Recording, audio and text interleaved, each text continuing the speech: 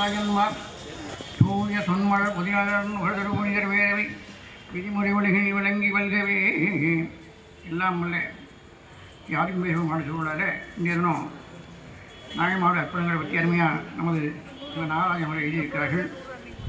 என்ன யாகேச பெருமானி அடியாளை பற்றி சொல்கிற போது பெருமையால் தம்மை வைப்பார் வேணலால் எம்மை பெற்றார் பொறுமையால் உலகில் அல்வார் ஊனமையில் ஒன்றும் இல்லார் அருமையாம் நிலைக்க நின்றார் அன்பினால் இன்பமார்வார் இருமையும் கடந்து நின்றார் இவரை நீ அடைவார் என்று தொல்லை முன்னால் வரை பயந்த தூயாளன் திருப்பாகன் அல்லதீர்த்து உலகுய மறைகழித்த திருவாக்கால் தில்லைவாழ் அந்தனதும் அடியார்க்கும் அடியன் என்று எல்லையில் எடுத்து இசைப்பாக மொழி என்றான் என்று சொல்கிறார் பெரிய புராணத்தில்.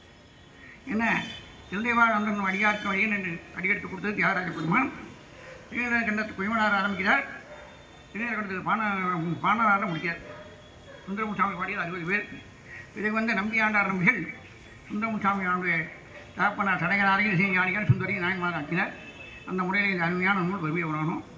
அதை சிறப்பாக கவிதை படியில் இருக்கிற நமது நாகராஜன் அவர்கள் மேன்மேலும் நாராயணன் பற்றி வாழ எல்லாம் அல்ல நமது ஆன்மநாயகர் ஞானம் ஆரியம் பேசி உருவாட்ட சொல்ல இந்துத்துவ